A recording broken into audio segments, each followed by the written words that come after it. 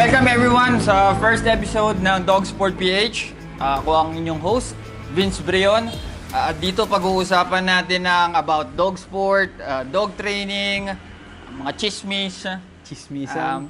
Sa first episode natin, ang guest natin, special to. Ito ang one of the most underrated, I think, no, for me, personally, underrated dog trainer. Kasi pagka pina-follow nyo siya sa Facebook or kung friend nyo siya sa Facebook, makikita nyo yan, mga video niya na ina-upload dun, mga pinapost nyo, puro patanim-tanim lang eh. Pero he is the first super select in Southeast Asia, decoy. Siya din na nag-decoy nung last, no? Italy. Sa Italy, FCI World Championship and FMBB Championship. So, he is also a competitor and handler last 2 years ago ata yun, no? Greece, yes. Sa Greece. So, without further ado, Rogelio Estrella Jr. Let's give it up for him. Ang very first guest natin sa first episode natin or pilot episode natin sa Dog Sport PH. Sir JR, introduce yourself muna. Ay, Very humble. magandang umaga. Ako po si Rogelio Estrella. Medyo ako kinakabahan. Siyempre, first time ko to eh. Ano bang may paglilingkod natin sa inyo? Kwentuhan lang to. Dito lang siguro, paano ka ba nagsimula sa dog training? Paano? Usually, nagsimula ako sa dog training. Hindi naman talaga as in dog training muna ang pinasukan ko kay sir eh. Unang pasok ko is houseboy. Medyo napaibig ako kasi mahilig ako sa aso. So, nag-try akong mag-aso.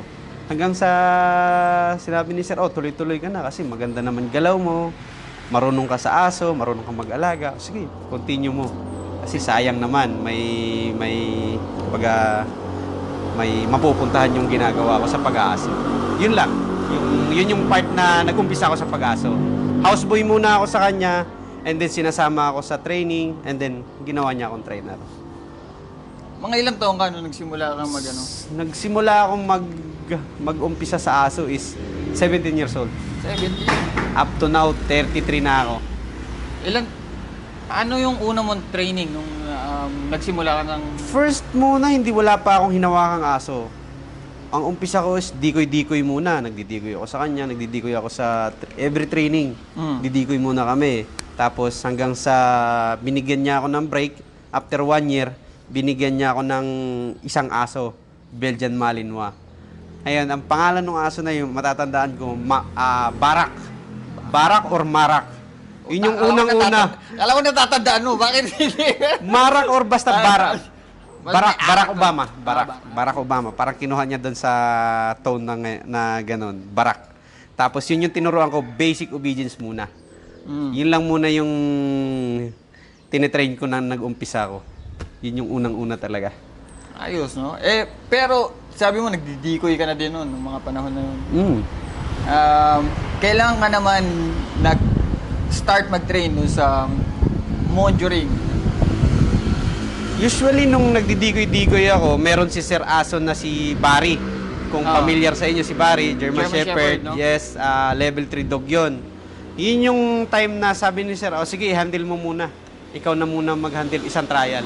Hinandle ko siya sa trial. Doon ako nag-umpisa na mag-handle ng monitoring. Siya nagbuo nito? Siya nagbuo. Hindi pa ako nagbubuo niyan. Siya nagbuo, tapos qualified na. Yun yung dinala niya sa...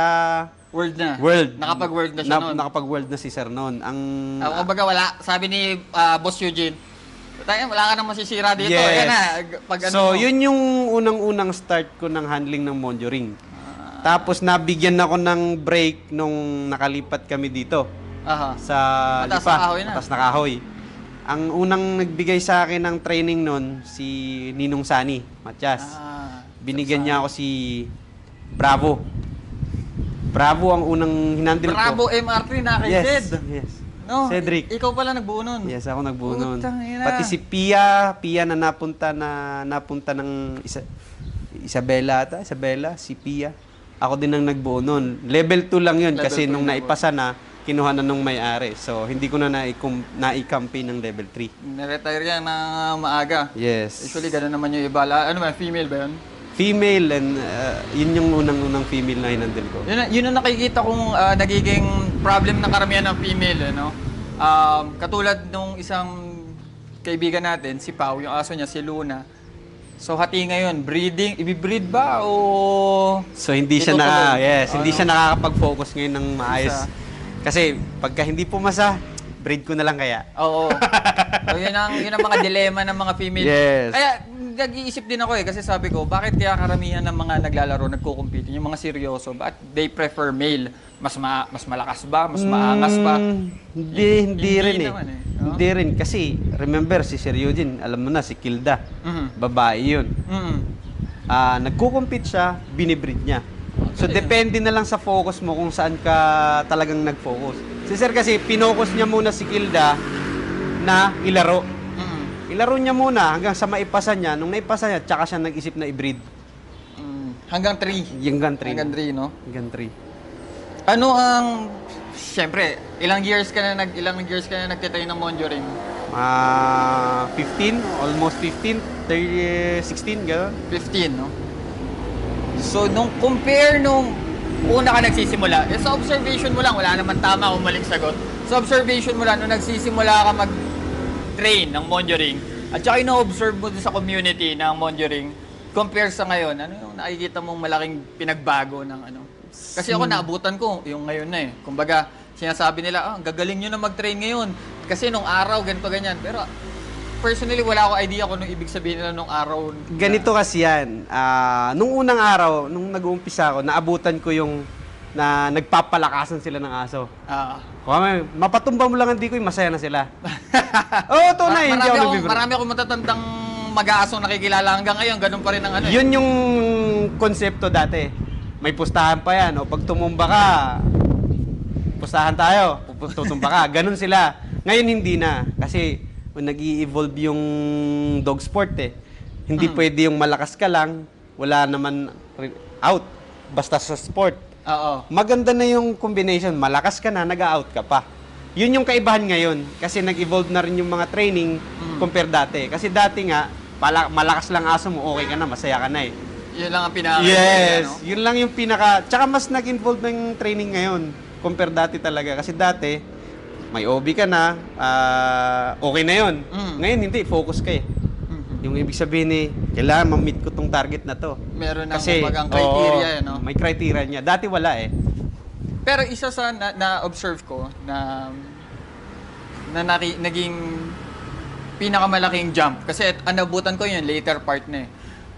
Pero isa sa na-observe ko, after nung nag-resume ulit yung World Championship, nag-participate kayo doon, sumasali kayo doon, yung knowledge and experience nun, yung dinadala dito, is talagang malaki yung pinagkaiba, malaki yung influence. Ano ba ang pinagkaiba? Sa tingin mo ngayon, i-share mo naman sa amin kung ano yung mga big difference ng training methodology ng ibang bansa na na-observe mo doon sa atin. Masyado ba malayo yung agwat natin sa kanila? Hindi naman masyadong malayo kasi hindi rin naman tayo napag-iiwanan kung tutuusin eh.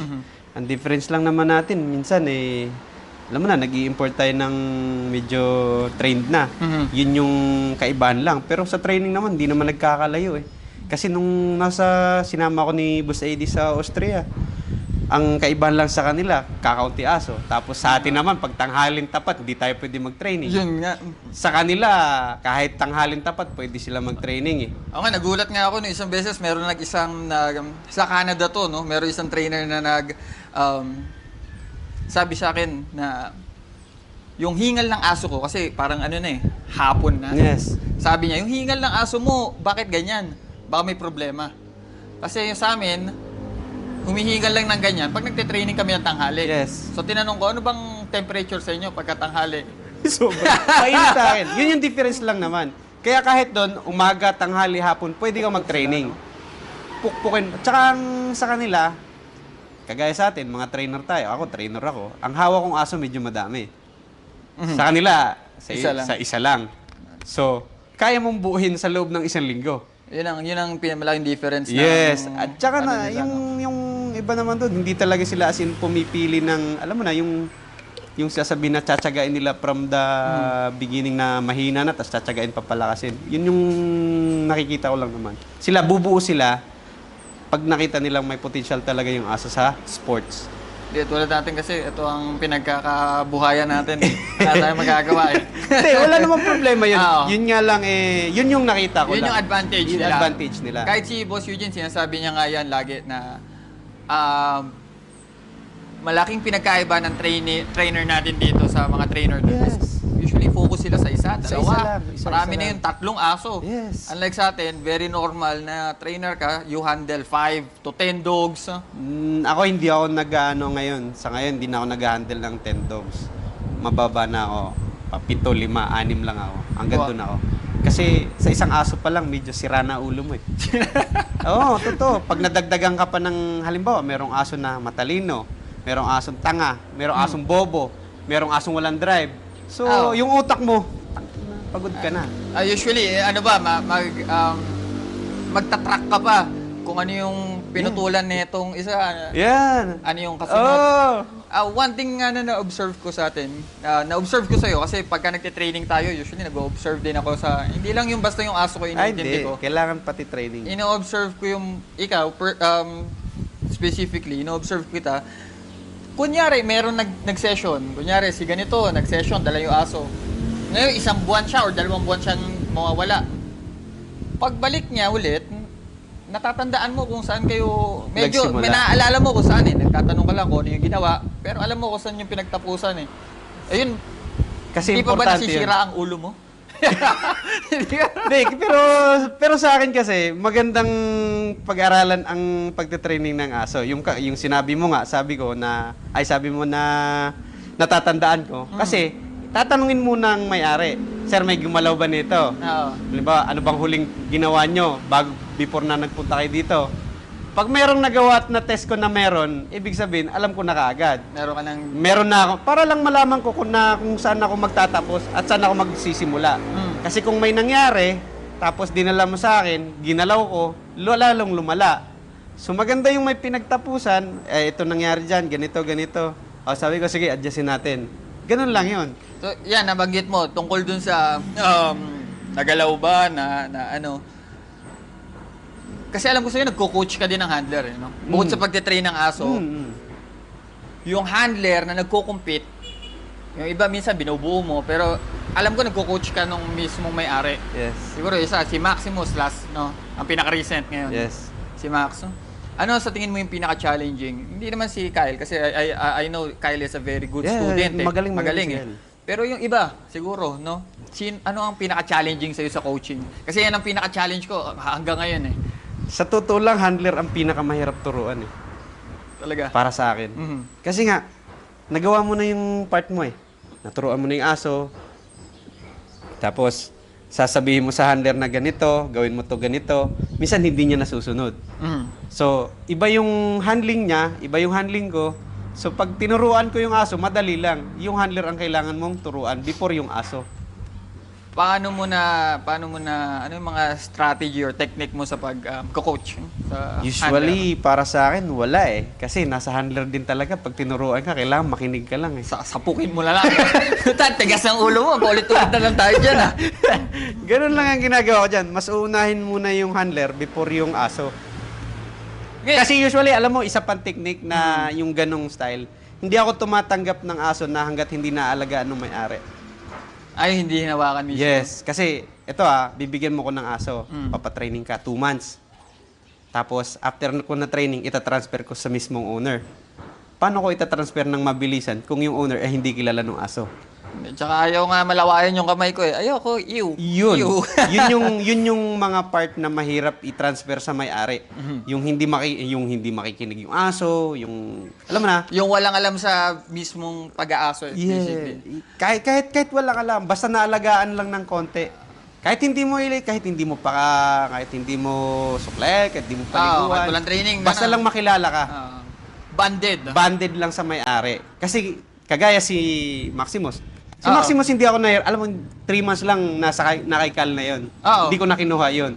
Kasi nga kilala na siya eh. Sobrang saglit nga lang ng Yes. training niya eh. Si Maximus dinala sa akin ng Matanda 5 na yun. months. Parang hindi, 6 months ata yun na nadala na sa'yo. Kasi alam ko, pinagpalit tata ng pangil muna. Hindi, 5 and a half months ganun. Oo. Dinala sa akin ng 5 and a half months. sabi sa akin nung una, dalhin ko na daw nung 2 months. Sabi ko, hindi ako papayag. Sabi ko, sa inyo muna yan ng kahit mga 3 months para lang makilala kayo or magpalit man lang ng ngipin. Nung nagpalit ng ngipin, tsaka nila dinala sa akin. Siguro mga 2 months lang, pinahandle ko na kay Kyle. Yun na yung nagpupunta-punta na siya. Yes. Tapos, nung hinandle ni Kyle na, hindi na ako nahirapan. Kasi kilala siya nung aso eh. Hindi na ako nahirapan na i-transfer sa kanya.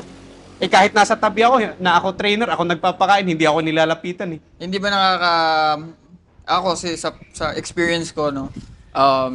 Ito naman sa pet dog training, hindi pa ako nakakapag-coach successfully ng dog sport eh. So, yung experience ko na to is with pet dog owners. Sometimes, mas challenging for me na meron ng relationship yung aso dun sa handler. Lalo na kung bad behavior na yung, or bad history na yung nangyayari. Kunyari, na-spoil na. Yun, isa pa yun. Tapos, may titrain ko, medyo matututo, ibabalik ko sa owner. Babalik ulit. Nagre-regress yung ano. Hindi ba nagiging ganun yung factor sa monitoring? Sa akin naman, hindi. Basta nag-guide mo ng tama yung kagaya ni Kyle, nagtatanong sa akin about, Jay, ano bang naging problema? Ano bang gagawin namin? Pag kino-coach mo naman sila at nagagawa nila, hindi nagkakaproblema eh. Hanggang ngayon lang, so far, wala naman nagiging problema si Maximus. Mas lalo pang gumanda. Mas gumaganda nga. Yes, mas lumalakas pa Last sa ngayon. trial nga, si Kyle na yung may ano Yes, medyo na-blanco lang si Kyle. Oo. Ang daming tao kasi nanonood eh. So, yun lang naman yung nakikita ko. Hindi dahil sa binalik mo na sa owner. Usually sa mga pet talaga Sa nangyayari pet. yun. Ganun madalas. Kasi ini-spoiled nila, halimbawa pinapawalan lang. Isa sports kasi hindi ka pwedeng magpawala lang ng magpawala ng aso eh. Kasi ma-adapt niya during competition yun eh. Kung ano yung ginawa niya sa labas at nasa loob ka ng field, magagawa niya rin yun. Nagtutawakbo, no? Yes. So, May na-experience ka na bang ganun? Tinakbuhan ka sa field? so far wala pa naman. Meron lang ako hindi Kahit na nagsisimula ka, di ba? Meron. Pero hindi ako tinakbuhan. Ah. Never ako tinakbuhan. Ang meron ako isa, nag-hard out. Nag-hard out. Kasi before ni Barry, pinahandle sa akin ni Sir, ginibap din niya, ako pinag-handle, si Bad Boy. Kung familiar sa yung pangalan na Bad Boy, na Belgian Malinois ni Kahit Sir. nga sa akin, si Bad Boy 2 eh. Kilala mo yun, si Bito yun. Mas matindi nga daw yung tatay pa. Mas matindi yung tatay. Yun pinahandle sa akin, na talagang sinundo ko na doon kasi hindi na talaga uma-out eh. Sa Dikoy naman, pero never ako tinakbuhan. Yun lang naman yun. Bumabalik pa rin naman siya. Kaya lang, pag once na nakakita na siya ng Dikoy, wala na. That's it. Naniniwala ka ba na nasa aso na yon? Sa tingin mo, ito, hypothetical question. Kung ngayon, sa skills mo, sa knowledge mo, sa experience mo ngayon, kung ibibigay sa'yo yun si Bad Boy, sabihin natin, tuta. Ganong klase ng aso. Sa tingin mo kaya, matuturuan mo kaya ng... Sa ngayon, kung ibabalik ko yun, maaari. Kasi si Bad Boy naman, nakuha namin, 1-year-old na eh. Tanda na nga. So, parang nakagisna na niya yung Buo na yung loob. Oo. Pero kung nakuha mo siya siguro mga 6 months or 5 months, kayang-kaya pa yun. Kasi sa ngayon, sa training ngayon, madali ka nang makakapag-out, madali ka nang makakapag-obedience eh. Bakit daw ba ibinenta si Bad Boy? Hindi binenta si Bad Boy. Ano? Never namin ibinenta Hindi, yun. bakit binenta noon sa ibang bansa? Yun ang history na hindi ko na nalaman. Basta ang alam ko, binili ni Sir yun. Demonyo na daw kasi siya. Kasi kung titignan mo, sa malakas, sobrang lakas talaga, Bad Boy. Kaya nga tinawag siyang Bad Boy. Ang totoong pangalan ng aso na yun is Byron. Kaya pinangalanan lang ng Bad Boy kasi nga, Bad Boy talaga. Tsaka kapangalan ba ni attorney? Judge, si Ah, Judge. ano? Si Judge. Masapok yung Nakita ko yung papeles kasi noon. Byron ang pangalan na aso na yun. Tapos, pinangalanan lang na Bad Boy. Kasi Bad Boy talaga yung aso eh. Kaya natutuwa ako nung si B2 eh, si Bad Boy 2 eh. Ganon din ang ginawa, no? Ganon din ang ginawa. Magtatay. Tapos ako hindi ko maisisisi na sa trainer kasi si Sir Mike Estaniel is also one of the trainer talagang saludo ko diyan, tinuruan ako niyan. Pinagtiyagaan ako niyan sa IGP Decoy, sa Monjoring Decoy, talagang nag-ano kami. Magaling na trainer yan, pero despite no skills niya, knowledge niya, experience niya, hindi siya binitawan, no? Yun yung sinasabi ko. Matigas na aso. Matigas talaga, matigas. Sa tingin mo, moving forward sa sports sa Pilipinas, sa tingin mo, may mga magiging ganyang issue pa ba tayo sa ano? Well, kung meron kang makuhang aso na late na or may nagiging problema na, baka bumalik ulit. Pero kasi ngayon, ang nakikita ko, medyo mas nag-evolve tayo. Yun na nga. So, Kumbaga, so far, wala pa ako nakikitang ganun ngayon. sa ngayon, ang na-observe ko, parang wala na ako nakikitang Wala na. na nagiging problema sa out, no? Siguro, yung delay sa out, pero yung totally na hindi nag-out. Wala na yung talaga hindi na bumabalik na sinusundo na lang. Dati si Bad Boy, susunduin mo talaga eh. Hindi pwedeng hindi mo susunduin eh. So far ngayon, meron lang siguro mga minimal na chip bite, Oo, yung mga hard out na konti pero bumabalik naman. Ganun na lang ngayon. Pero so far, yung susunduin mo, wala na eh. Medyo bawas na para sa akin. Naalala ko nga yung sinabi sino nga ba tong judge natin na galing Italiano? Si Stefano Si Cheto. Stefan Cheto, no?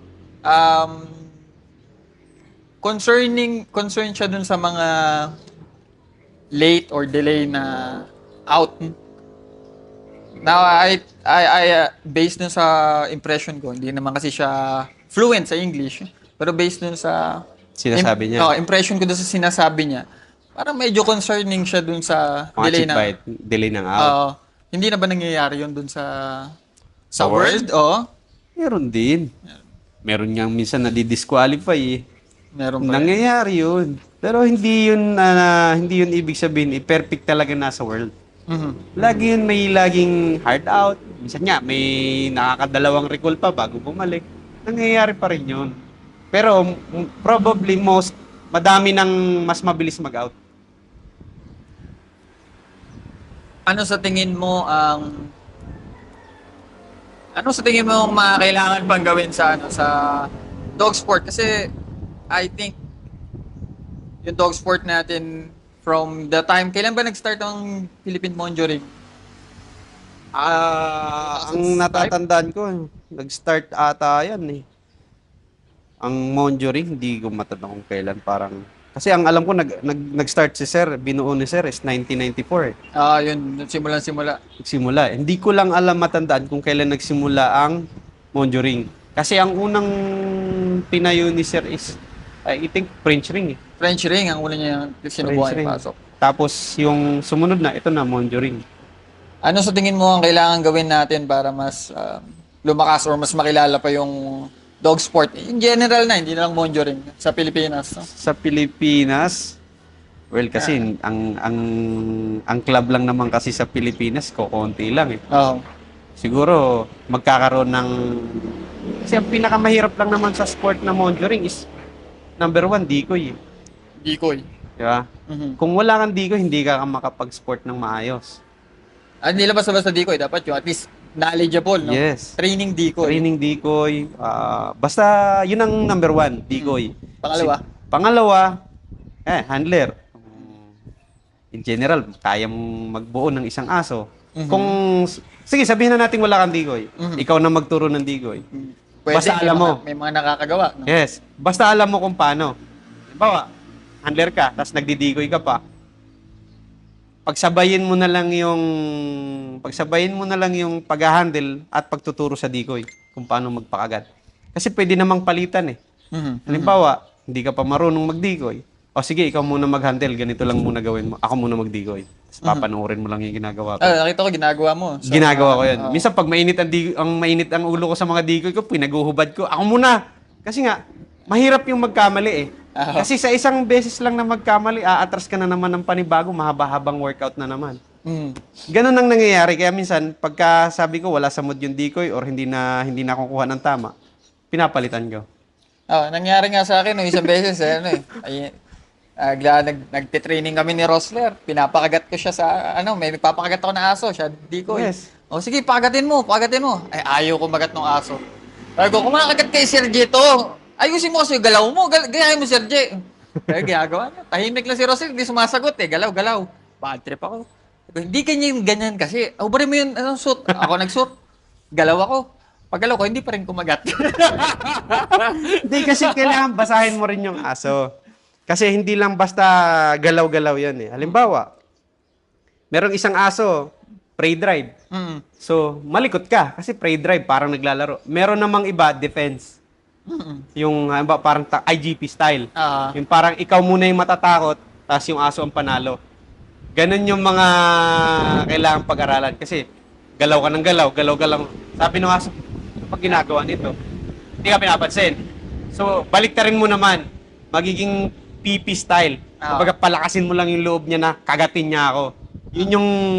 Factor kaya doon na kilala niya si Rosler, kilala niya ako, lalo na ako, siyempre ako handler. Kaya hindi siya nag-engage ng fight. Ikaw, hindi ka niya kilala, kaya medyo umaan. Pwedeng ganun na factor, pero usually dapat maglaro siya eh. Kahit man lang wala yung prey drive, wala yung fight drive eh. Dapat kumagat siya para maglaro sa inyo. Kasi usually kilala kayo eh. Pero, siyempre, nasa aso pa din yun. Sa aso. Ano sa tingin mo yan, nasa aso na, no? Ano sa tingin mo ang mabigat na katotohanan na dapat naririnig na mga dog owner, mga binibitawan mo sa mga owner na Usually, yung pinaka mabigat ko na binibitawan, halimbawa talaga pag walang drive yung aso. Yung may drive pero hindi pang monjo. kamusta naman ang nagiging Well, minsan hindi nila matanggap. Siyempre, kailangan nila tanggapin. Kasi nga, wala namang... Sabi ko nga sa'yo, bigyan kita ng aso, tapos medyo mahina. Kung kaya ng owner na mag-finance ng every month na patagalin pa ng patagalin yung training, why not? Sabi nga, kukuha ka na rin lang ng mga aso, yung talagang may puso na kayang maglaro doon. Siyempre, kukuha ka ng aso, mahina na nga. Tapos, bayad ka lang ng bayad. Eh, kung gusto mong gumastos ng gumastos, sige, tuloy natin. Di ba? Pwede naman eh. Pero nga, sabi ko, kung kukuha ka rin lang ng aso at gagastos ka, siyempre, yung pwede na para doon. lagi ko ang binibigay na example minsan kasi ngayon nasa status pa rin ako ng most na nagiging client ko, hindi naman sila exposed dun sa mga they think na Malinois, meron akong Malinois. Papatrino ako ng Malinois. No. They think na ganun na. No. So, madalas ko nga nagiging example dyan na para mas maintindihan nila. Kumuha sila ng mekaniko para ipaayos or ipagawa or palakasin yung sasakyan nila para ipangkarera nila. Ngayon, yung binibigay mo sa aking sasakyan, Vios, Ay, di mo. tapos meron ditong isa na Lamborghini. Ito isang Lamborghini. Baka nga hindi na natin itono to. Ikakarera mo na. Yes. Parang Unlike ganun ito, din yan. gagastosan. Bibila mo ng pyesa, itotono natin, papalitan ng makina, gagastosan na marami. Pero at the end of the day, baka hindi pa rin to kasing bilis na Lamborghini. Yun yung sinasabi ko na, siyempre, pag gusto mong gumastos, okay lang, sige, tuloy natin, dandahanin natin. Pero kung gusto mo talagang mag-compete, kumuha ka na ng talagang sulit na aso. Pero meron din na isang halimbawa lang, si Django. Siyempre, ang may-ari, si Ninong ko rin naman sa kasal yun, si Ninong Eric. Kinuha niya si Django, sakto lang yung drive, pero kumakagat. At nung tumagal-tagal, naturuan siya, mas lalo pang kumagat. Ngayon, kinakatakutan na ng mga digoy ko. Oo nga eh. Kasi ang sakit na kahit ako, tamo sa akin nagkakapasa sa kanya. Tsaka isang napansin ko kay Django, yung galaw ni Django, hindi sobrang bilis, pero sigurado no? Wala. So, ang drive nga niya is sakto lang. Pakagatin mo, kakagat siya. Hindi siya yung flashy na matulin. Mag-uubos ng pagod. Wala, hindi yun mag-uubos. Sakto lang yun. Kaya gustong-gusto ko yung aso na yun. Yun yung huling batch ni Kilda Duco. Nabanggit mo, gustong-gusto mo yan. Sa mga nahawakan mo, sino yung pinaka hindi mo malilimutan na na-handle mo na aso? Bakit?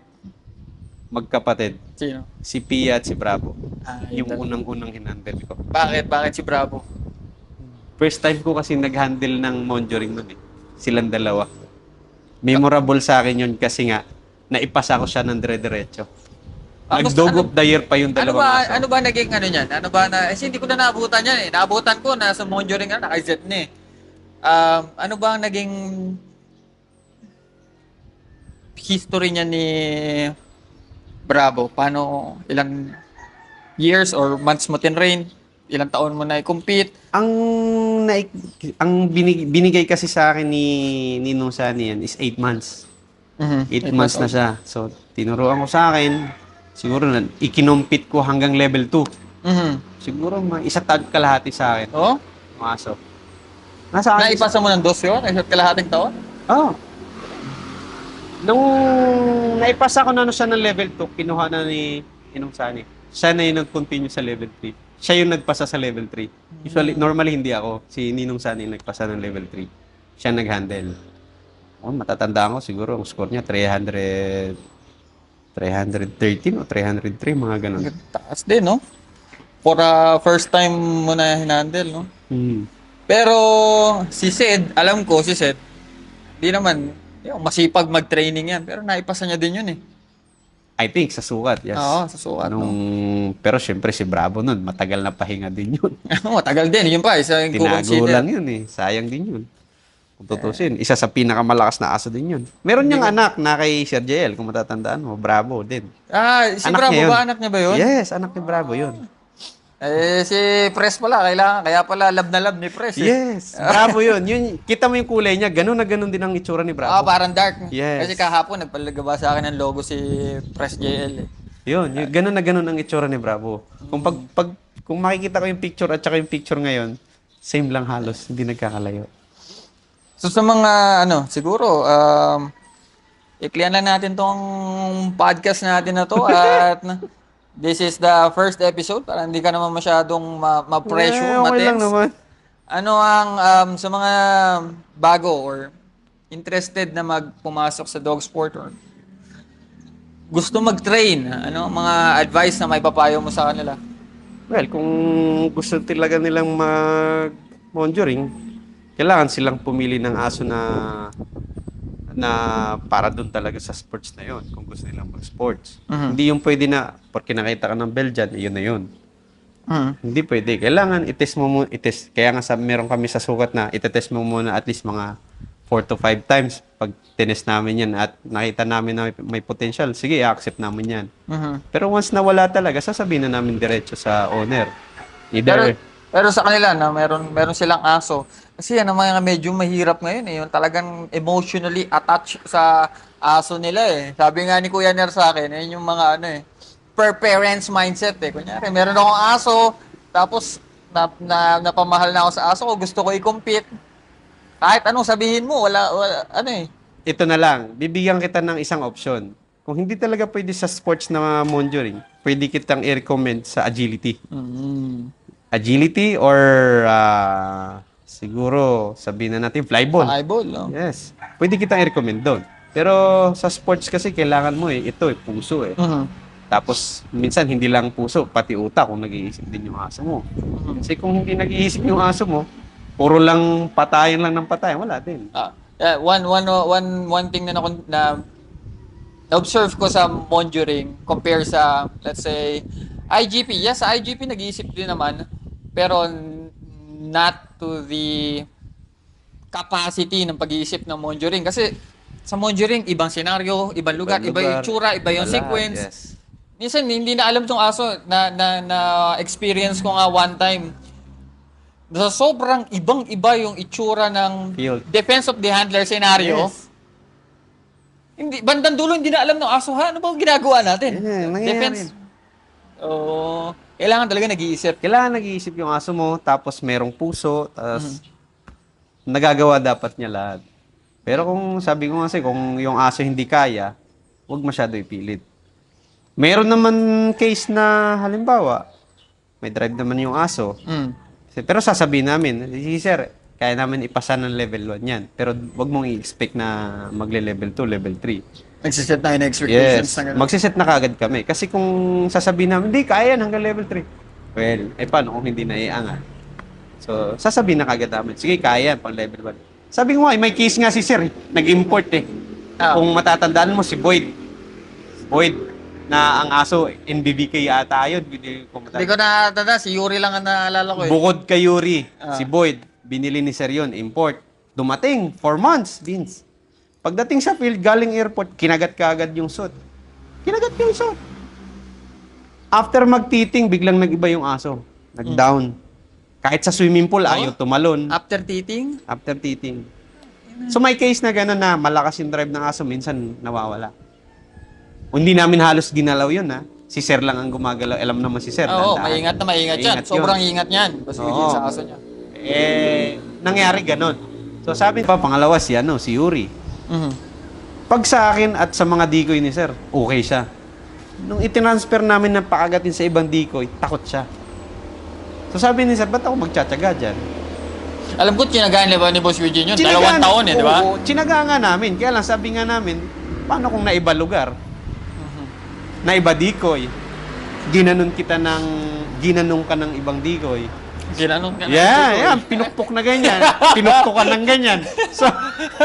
So paano na lang? Oh. Yun yung sinasabi ni Sir na kailangan, pag bumuo ka ng aso, yung kaya. Hindi yung bubuo ka ng aso, dandahanin mo, tapos pagdating sa huli, wala din. Mhm. Yun yung mahirap. Lalo na sa caliber ni Boss Eugene. Nakapag-world ka Of na, course, iba na yes. expectation Oo sa'yo naman. ng tao. Marami nagtatanong. Tinatanong nga ako nung mga tropa, mga barkada natin sa Monjo Ring. Bakit mo siniseryan si JR? Magkaedad lang naman kayo niyan Ay, hindi ko sinasagot ng seryoso yan kasi gago ako Pero, siguro ngayon explain ko. The reason is, eto puwera bola to The reason is, though magkalapit yung age natin, I know and I acknowledge kasi yung difference ng skill level natin, na experience natin, sobrang nalayo. Now, for me, it's a constant reminder na yung superiority or yung seniority, for me, at least it's a reminder na yung tawag ko sa'yo, kaya kita ina-address ng sir is, it always reminds me na hindi tayo magkalibin. Well, dati ko pa naman sinasabi sa'yo, huwag mo na akong i-sir, pero ano yun, hindi yung para sa'yo, hindi yung para sa kanila. Yes, Para sa akin yung personally. Pero ito, tatanong ko sa'yo. Ano ang tingin mong mas importante as a trainer? Respect or popularity? Sikat ka o nire-respeto ka? Ano? respect pa din. Para sa akin, respect pa din. Gusto ko sikat ako Ay, kita mo naman ako, gusto ko tahimik nga lang Gusto ko, naglalaro lang ako sa loob. Ayoko yung may kaaway, ayoko yun. Gusto ko tahimik lang ako. Kaya nga minsan, di ba, sabi nga ni Ayaw mo Mrs. na may kaaway. Usually, yes, ayoko. Sige, dito na tayo sa chismisan portion ng dog sport. Sino ang pinakaayaw mong dog trainer? Joke lang, joke. Pwede bang huwag ko na sagutin? Kasi wala naman akong ayaw, wala naman akong may ayaw na... Nakita ko, na-observe ko, very neutral ka lang sa mga... Wala akong may ayaw, wala akong ibig sabihin ni kinakampihan, wala. Basta neutral lang ako. Halimbawa, sikat ka, okay lang, sige, sikat ka wala akong magagawa. Ako, dito lang ako. Tahimik lang. Kaya lahat ng post ko, chill. Sabi nga ni Clarissa, bakit ako? Puro tanim-tanim. Ayan ni Clarissa, bakit hindi ako magsisipag mag-post? Sabi ko, ayoko kasi nang may may basher ako Gusto ko tahimik lang ako Yan. Diba? Talagang farmville lifestyle. Minsan farm lang ako, yun lang. Masaya na ako doon. Or pa-post ako ng paminsan-minsan, paunti-unti. Yun lang. Pero anong gusto mong maiwang legacy mo sa dog industry? Wala. Parang Duterte lang. Pagka wala. All I want is just look around. Diba? Ano ka na? Pagkatapos mo, pagka-retire niya, hig na. Sa hig na, Netherlands ganun na. na lang. hindi ko kailangan na ibig sabihin sundan mo yung yapak ko. Basta sabi ko, tignan mo na lang kung ano yung nakikita mo sa pagte-training o ano yung nagiging history ko sa training, yun lang. Kung gusto mong sundan, ikaw, bahala, nasa iyo. Basta sa akin lang, ako to Gusto ko tahimik lang ako. Ano ang lesson na nakuha mo sa pagdodog trainer? Number 1, yung kung nasaan ako ngayon. Yun yung isang lesson ko. Number 2, yung lahat ng sumuporta sa akin na nag-world. Sa yun.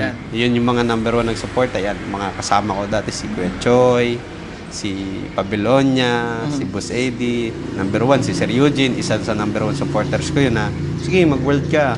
Siya ang tumulong sa akin. Tapos, PCCI, binigyan ako nun ng pamasahe. Siya nagsagot ng pamasahe. Tapos, si Ninong Sani, number 1 mga supporters ko yan sa world. Kaya ginrab ko yun. Although na... Talaga naman, nagbunga naman. Yes, kahit ang pa paano, ganda. yes. Kaya laking pasasalamat ko sa kanila. Kahit pa paano. Yan, si Boss AD, isa rin yan. Kasi dinala niya ako sa Austria. Medyo nakakuha ako ng mga ideyang training doon. Tsaka marami ka nakilala. Marami akong nakilala. Yun, isa yun. Tapos, nakuha din ako sa FMBB. Isa rin yun. Magandang opportunity yun. opportunity. Ang alam ko sa FMBB is there's no selection process eh. It's through invitation yun eh, di ba? No. Pag nag-FMBB ka, once na nag-FMBB digoy ka, yung nag-selection ng FCI, yung mga digoy doon na nag-selection, halimbawa, number 1, number 2, number 3, yun ang kinukuha sa FMBB. Hindi lang basta no selection. Kaya last time, di ba, Okay. ang ginamit nila si Kilian Franks, Oo. si Anderson, Anderson. si Davidescu, si Nick. Mga nag-FCI yun. Hindi ka pwedeng nandito lang ako, hindi ako nagpa-selection, kukunin ako. No. Kung sino yung nagpa-selection sa FCI Championship, yun yung kukunin nila. Okay. Hindi yun para... Kagaya last Palakasan time. lang, no? No, Palakasan no. lang. There's no such thing. Ano ba? Bahala ka. Basta-basta sa pag sinabi ng... Siguro, yung pinaka-host ng... FMBB, gusto kong kunin si ganito. Siguro pwede. Pero yung... Pero alam ko sa Super Select roster pa rin nila pinipili yun. Yes. Diba? Kung hindi man nila makuha yung number 1 or number 2, ang kukunin nila number 3, number 4, number 5, hanggang number 7. Kasi last time, number 6 ako eh. Kinuha nila ako. So, hindi nila ako ginamit sa 1 in 2. Ginamit nila ako sa 3. Kasi dapat ang target nila is 1 in 3 lang, 1 in 2 lang ako. Nung nakita nila yung galaw ko at saka yung movement ko, ginamit nila ako sa level 3. Ilang aso yun? Parang 38. Ah, dami 38 dogs. Ada isang bansa, no? Hindi lang. Kasi sa level 3, kahit magdalawang aso ka sa level 3. Mas marami pa rin sa World FCI, no? Yes, kasi last time, nung sinalo ko sa Italy, 60 plus eh. Grabe. 62. So, 120 po. 120, yes. Natakbo.